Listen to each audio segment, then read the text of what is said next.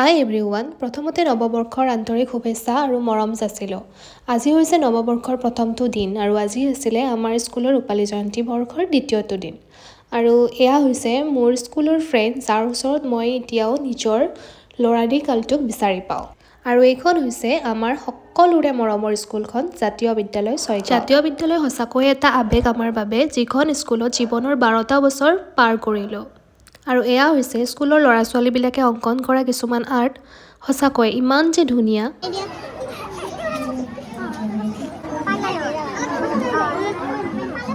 তাৰপিছত আমি আহিলোঁ ফুচকা খাবলৈ।